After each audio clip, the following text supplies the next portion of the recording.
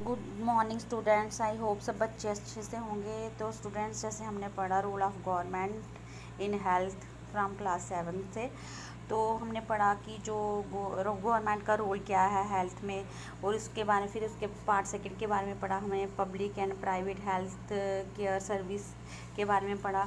तो आज हम पढ़ेंगे प्राइवेट हेल्थ फैसिलिटीज़ के बारे में जानेंगे।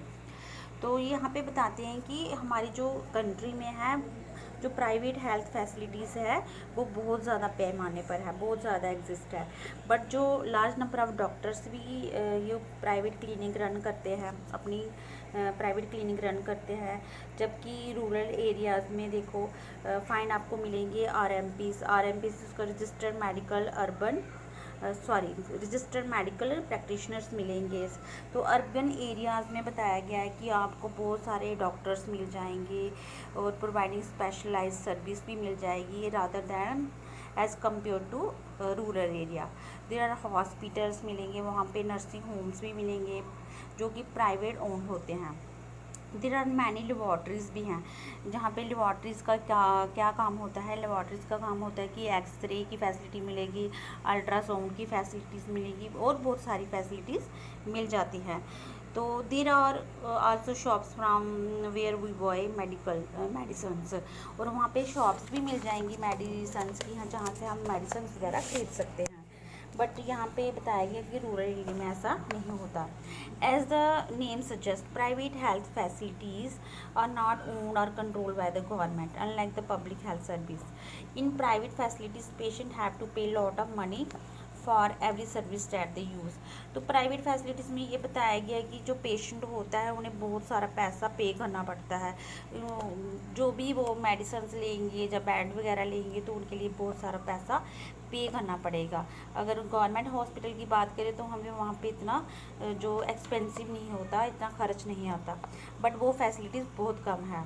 Today the persons of private facilities can be seen all around. In fact, now there are large companies that run hospitals and some are engaged in manufacturing, selling medicine.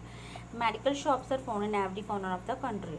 कि आज अगर हम देखें तो प्राइवेट फैसिलिटीज़ हमें हर देश के हर कोने में मिल जाएंगी। तो लार्ज कंपनी से क्या करती है, चलाती है हॉस्पिटल्स को। तो जो मैन्युफैक्चरिंग करती है सेल करने के लिए मेडिसिन को, मेडिकल शॉप्स आपको हर कोने में कंट्री के मिल जाएंगी। अब देखते हैं health care and equality is adequate health care available to all. तो क्या यहाँ पे कह रहे हैं कि जो हेल्थ केयर फैसिलिटीज़ है वो सबके लिए अवेलेबल है, सब सिटीजन्स के लिए एक जैसी है। तो यहाँ पे हम देखेंगे कि है कि नहीं है।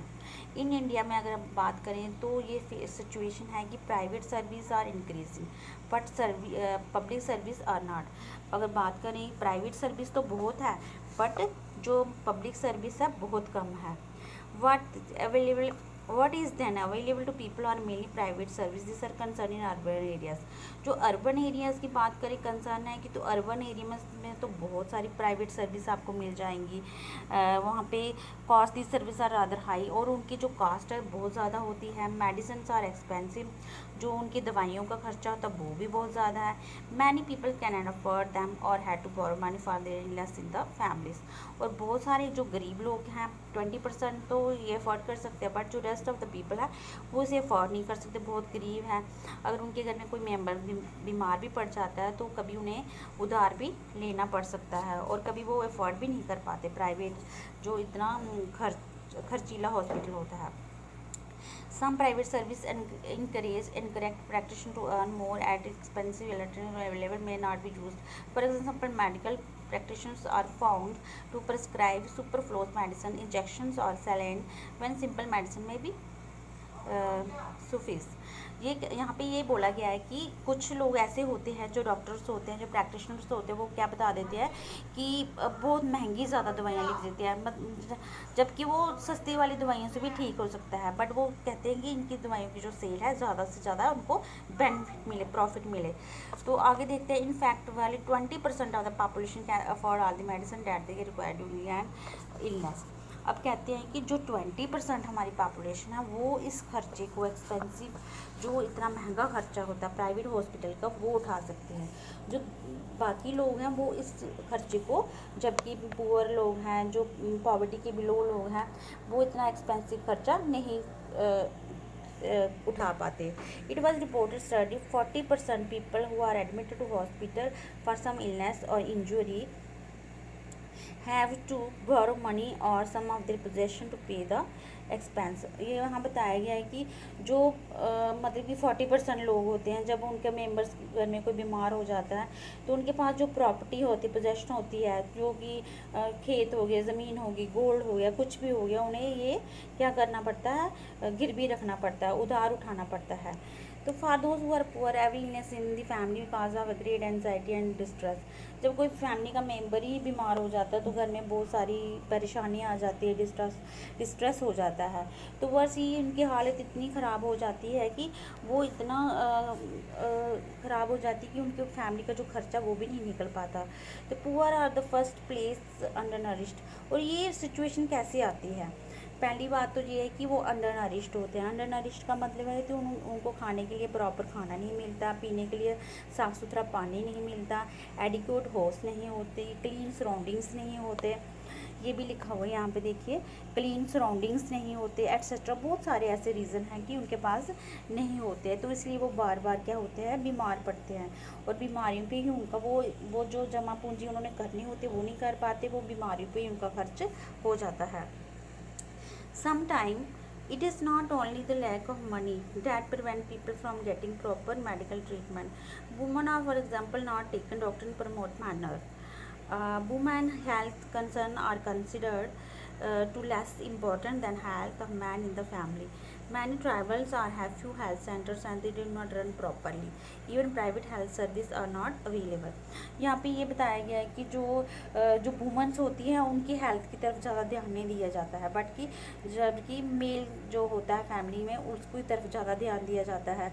तो यहाँ पे ट्राइबल की भी बात की है कि जो ट्राइबल लोग होते हैं उनके लिए वहाँ पे हेल्थ सेंटर्स नहीं होते, हेल्थ सर्विस नहीं होती, इवन कि प्राइवेट हेल्थ सर्विस भी वहाँ पे नहीं होती है, बहुत कम होती है। तो व्हाट कैन बी डन, हमें क्या करना चाहिए? व्हाट कैन बी डन, हमें क्या करना चाहिए? There is little doubt that health situation of most people in our country is not good. हमें तो ये जानते हैं कि जो हमारी कंट्री की जो सिचुएशन है वो लोगों की सिचुएशन अच्छी नहीं है। It is the responsibility of the government to provide quality health care service to all citizen specially the poor and the disadvantages. ये कह रहे हैं कि जो रिस्पॉन्सिबिलिटी बनती है गवर्नमेंट की कि उन्हें हेल्थ केयर सर्विस को अच्छे से प्रोवाइड करे, स्पेशली वो लोग जो गरीबी रेखा के नीचे हैं, बिलो पॉवर्टी लाइन के हैं। However health is much depend on basis amenities and social condition of the people as it is health service hence it is important to work on our peoples and this can be done. Look at the following example. कह रहे हैं कि अगर ये basic amenities provide करेंगे, उनकी health service अच्छी होगी, जहाँ उनके लिए काम किया जाएगा, उनकी सोच में रख कर कि जो पीपल जो गरीब लोग हैं, उन जो गरीबी रेखा से नीचे लोग हैं उनके लिए कौन कौन सी फैसिलिटी प्रोवाइड करेंगे, बेसिक अमेनिटीज़ होगी, इलेक्ट्रिसिटी, रोड्स होंगे, अच्छा खाना, ये ड्रिंकिंग पानी, ये साफ़ सुथरा पानी मिल जाएगा, तो उनकी जो कंडीशंस हैं वो ठीक हो जाएगी। तो एक एग्जांपल के द्वारा भी हम समझ सकते हैं केरला एक्सपीरियंस। इसमें एक केरला का एग्जांपल दिया गया है। In 1996 the Kerala government made some major change in the state. 40% of the entire state budget given to panchayat. इसमें क्या कहा गया है कि 1996 में क्या हुआ, केरला गवर्नमेंट ने एक डिसीजन लिया, उसमें कहा गया कि 40% जो बजट है वो किसको दिया गया, पंचायत को। They could plan and provide for the requirement, ताकि उन गाँव वालों की जो रूरल एरिया में रहते हैं उनको जो फैसिलिटीज़ मिल सके। This made possible for village to make sure that the proper planning for done for water. उनके लिए पानी का इंतजाम किया गया, खाने पीने का इंतज़ाम किया गया, वुमेन्स डेवलपमेंट का और एजुकेशन का भी इंतज़ाम हो सके। This mean that water supply schemes were checked. और इसका मतलब ये हो गया जो वाटर सप्लाई आता है वो अच्छा है कि नहीं है, गंदा है, ये सब ये किसके अंडर आया, पंचायती राज के अंदर आ गया। The working of schools and anganwadi were insurance specific problems of the village were taken up, और वहाँ पे स्कूल्स खोले गए, आंगनबाड़ी खोले गए, health centres were also improve, health centre जो हुए वो भी इम्प्रूव किए गए। All of this helpful to improve the situation, और इससे क्या हुआ, जो सिचुएशन थी लोगों की, हेल्थ सिचुएशन थी वो इम्प्रूव होने लगी।